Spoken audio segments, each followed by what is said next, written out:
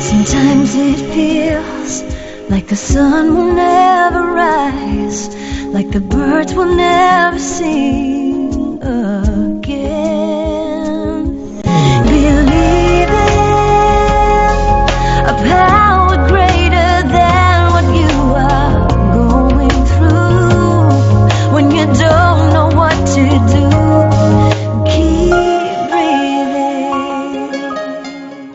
That's right. When you don't know what to do, just keep on breathing. From the City of Angels in Los Angeles. Welcome to all my listeners out there in Radio Land. I'm Dave, the Caregiver's Caregiver at caregiverdave.com. Also coming to you live and on demand 24/7 on numerous syndicated radio and podcast networks like iHeartRadio, iTunes, YouTube, Spreaker, SoundCloud, Vimeo, Stitcher Radio, Blog Talk Radio. I mean, the list goes on and on. In fact, we're proud to be voted #1 caregiver podcast of the top 50 on Player FM and #2 on FeedSpot out of the top 60 and #2 on caringvillage.com. And we have an especially exciting show planned for you today. And Naimark, spiritual psychotherapist for 30 years. Spiritual autobiography coming out in October 2022. Tapping into source, how to meet the light of all things, connect to your unique spiritual world, and adventure into the mystical unknown. Before we get to that, I wanted to just thank last week's guest, Michelle Blood, and just a reminder, you can watch or listen to that interview and all our interviews on our membership website, caregiverdave.com, or any of our other 26 global networks I mentioned earlier. Okay, enough of that. And welcome to the Hi. Dave Show. We're so excited to have you on. Thank you so much. I'm privileged to be here. I'm so excited. I'm laughing, and so are you. I always like to ask my guests just who is Anne Naimark and why was she placed on this earth?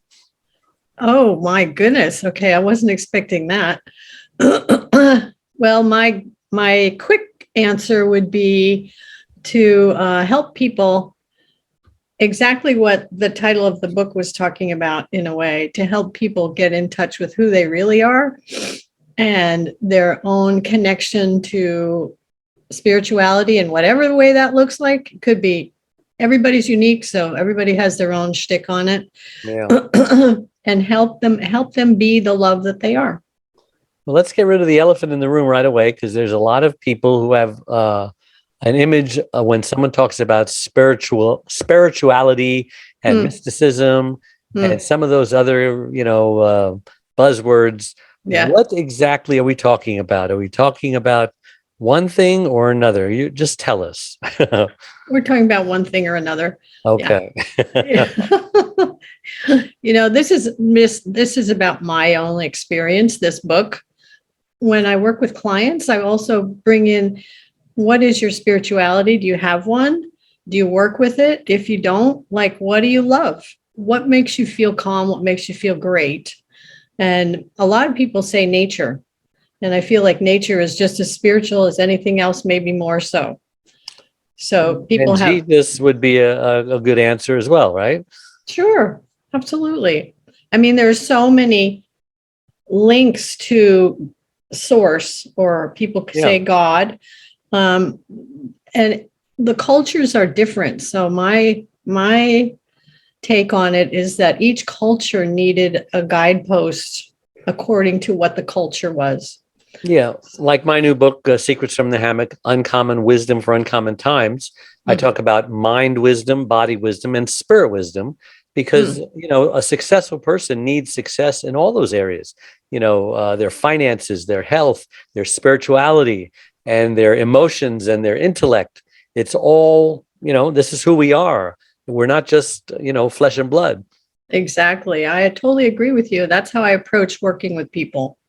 Body, mind, emotion, spirit. And I've always had that feeling. So how did you come to this? I started, I had different jobs before psychotherapy. I was a massage therapist way back.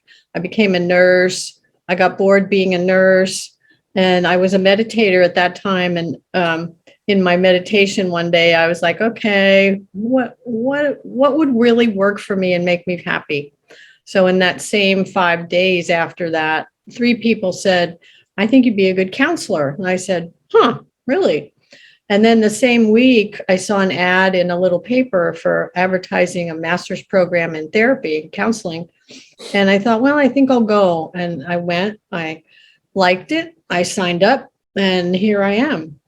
So, and then the spiritual part came gradually because I grew up in an atheist household. Really? And when I was 15, I had this feeling that I wondered if my parents really knew what they were talking about, or what was it? And so in my 20s, I started exploring many, many different sources of spiritual disciplines. And I had lots of adventures and into that realm. And so I started out as a psychotherapist regular, what I learned in school, but I was also working on myself. And then I discovered that people said, well, nobody else wants to talk about spirituality in therapy. And I'm like, well, let's talk about it. That sounds great. So it grew gradually. And that's how I advertise myself on Psychology Today, bringing in your own spirituality, what works for you. And yeah, well, even AA, AAA, Alcoholics Anonymous, I guess that'd be AA. yeah. Talk about, the part of the therapy that is so important is the higher power. You want to call it God, you want to call it Buddha, you want to call it whatever you want, as long as it's a power that's higher than you. I mean, we are the creation and that person is the creator. So yeah, there has to be a spiritual element. And of course, you're going to have dozens and dozens, maybe even hundreds of different definitions of people who are preaching this, of what spirituality is. And it might be different for everybody. So I agree. So your own spiritual journey. Now, being an atheist, a person who's an atheist, does that mean they don't believe in God or they just don't know? I had confused agnostic and atheist. Oh, yeah. Agnostic is I don't know. Atheist, it is no. There isn't. So your parents today still atheists? They've died, but Did they were die atheists. Yes, they did, but that's okay. Yeah. They were really good people. They had great hearts. Well, where does an atheist think they go after they die? They think that's the end. They That's think it. it's Lights over. out, game over. Lights out, finished, done. It was nice while it lasted. Yeah. How short-sighted. Well, it was the scientist. My dad was a Russian Jew, and his parents and their parent, came over here to escape the Tsar in Russia because they were killing all the Jews.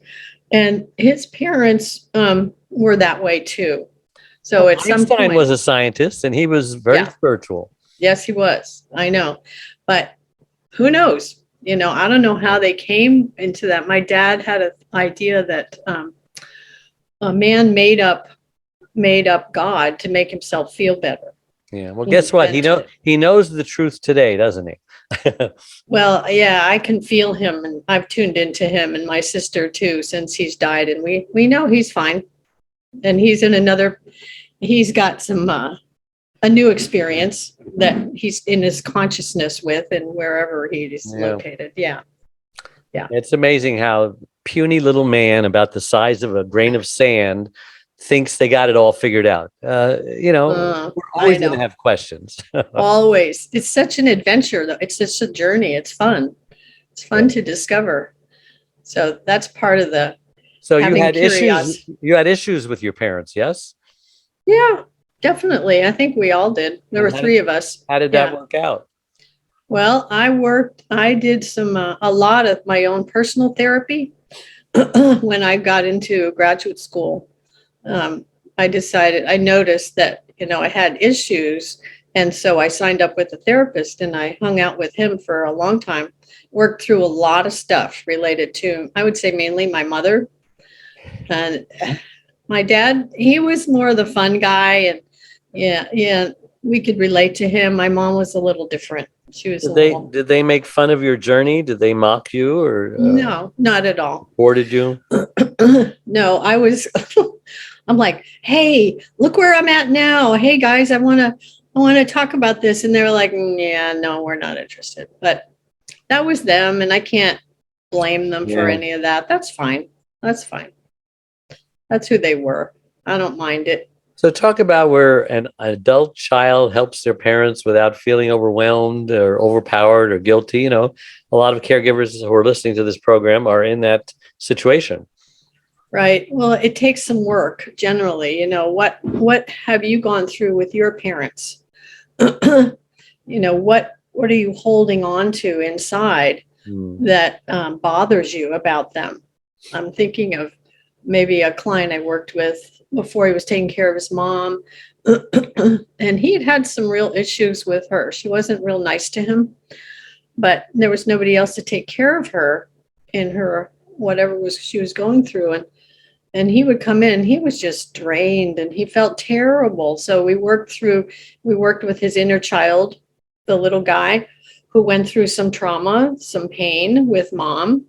We did things like EMDR or tapping, where you tap on the acupuncture points to help release whatever is in your body, because all the pain and all the stuff that we go through that hurts lives in the body.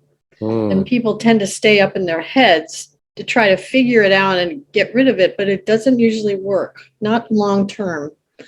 So I try to help people, like you were saying, all the parts of us, body, mind, emotion, spirit. So the body holds all the feelings. And I'm just thinking of one client I have now. She's so awesome. But she is cut off from here down because all the pain she went through. She's like, all right, I got to figure this out. I can't feel this out. So it's hard because we want to escape pain. Who wants pain? And then our brain thinks it's all smart and everything, and it knows and it can figure this out, but it doesn't usually work. And that's what people find out. So we try to, I'll say, okay, how do you feel in your body? And they'll go, I don't know. And I say, okay, what about your chest? What does your chest feel like? I don't know. Or maybe, well, it feels tight. Okay, good. That's a start. We'll go there. Or how does your belly feel? It's jumbling. It's jumping around. Okay. And we just start wherever we are. And then if we use things like EMDR or the tapping, or bring in the little child into our work, then usually there's some connection to feelings, even if somebody can't identify it, even if it's just like a sensation and they can't say I'm sad or I'm angry or I feel guilty or I feel shame. So this would be any of the caregivers, who are going through some of these feelings, even if they can't identify, it's like, all right, what can you do to get in touch with your body if you're not already? And a lot of times we can't do it on our own. We need somebody's help to assist us. EMDR is, you have to be trained in it. And I have an online website I go to, which is amazing. And the results are fabulous with people. And it's bilateral stimulation of the brain. And in the website, it has little dots that go back and forth, and your eyes follow it. It also has sound that you get to pick whatever sound. It could be nature, it could be music. And the music bounces back and forth with the dots. So we've got visual, we've got auditory, and the research they've done on the brain before and after to look at the metabolism of the brain shows that, okay, maybe in the beginning, this area is overactive, this area is underactive, and then after the EMDR, things balance. The brain balances out. So the universal feeling told to me after we've done something like this, oh, I feel calmer. And then you do a lot, you work with it a lot. It's not a one-shot deal. You keep working with it like everything. But how does that, is that answering your question some? Yeah. So you have clients that you counsel. I do. You talk about their parental issues with their parents. Does everyone have issues with their parents? Are there anyone out there who had perfect parents and and they have no resentment, no bitterness, no negative feelings about them? I mean, I'm just curious. I have one client right now. I would say she's the only one I've ever met who has no negative feelings about her mom. Her dad, yes, but everybody's got it's stuff. It's a parent. That's a parent. Yes, sir. Absolutely. That's why she came to see you, right? No, she came to see me because her mom died and she was stricken. Yeah. Guilt and unresolved issues, stuff like that. More just like so much pain, and she didn't know what to do with it. Yeah. Did she have an opportunity to have closure or talk to her before she passed? Yeah. Okay. Well, she did really good, and that's true. But it really wasn't closure for her until we did a lot of work, and she's in pretty good shape now. She's kind of gone through a grief cycle, Well, we're coming to the end of our show. What would you like to share that we haven't spoken about already? Well, I would just say, for caregivers, think about your spirituality. You need to take care of yourself. So what makes you feel amazing? Is it getting outside into nature? Is it sitting with a tree, going to the ocean, going to a lake? Is it planting your garden? Is it working with your spirituality in some other way? Get some help from somebody if it's hard to tune into your feelings about this and it's very conflicted. It's tough to do on our own. And if a lot of times our brain just kind of recycle things, trying to figure it out. Mm-hmm. So getting some help, whatever that looks like, doesn't have to be counseling. And take care of your body, eat right, exercise, take care of your own health issues. And it may be hard if you're taking care of somebody full time. That sounds tough, but can you bring somebody in to spell you and give you time off? You need time off. You need to do something fun. What's fun for you? Put your oxygen mask on first. You bet. Absolutely. Otherwise, it's not going to work. And you're going to just resent it and whatever else you go through. Well, thank you so much, Anne, for coming on the show. How can listeners reach you if they have any questions or they want to buy that book when it comes out? Well, my son's still getting my website going, but it'll be annaimark.com. And the email works. It's Naimark 5 @gmail.com. You're going to spell your last name? Sure. ANN is the first, and then another N, AIMARK 5 @gmail.com. Very good. Well, thank you so much for coming on the show. It was a great interview. And everybody else, remember that all our live shows become recorded pod and video casts on all your favorite platforms that I mentioned earlier. And you can purchase my newly released book, Secrets from the Hammock, Uncommon Wisdom for Uncommon Times. Great book about wisdom that's changing lives all over the world. And it's available wherever books are sold at my website, caregiverdave.com, which is a free membership support community with lots of tools, resources, free gifts.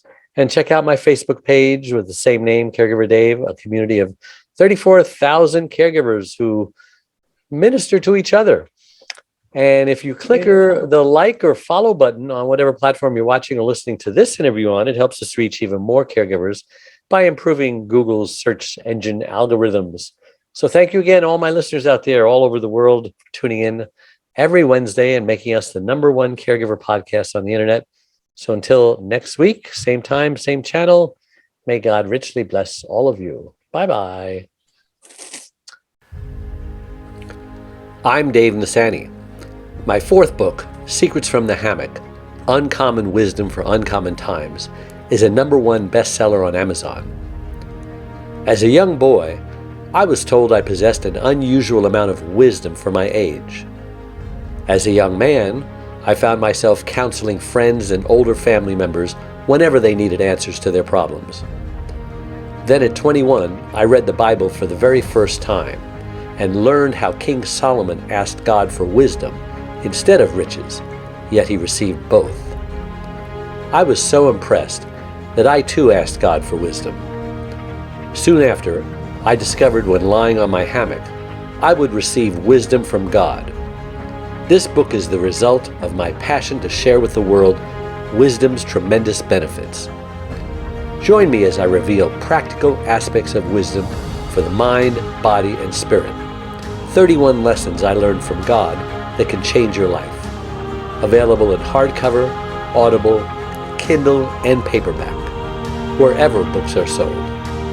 I've spoken all over the country and London, and am available to speak at your event. Contact me at hammockwisdom.com.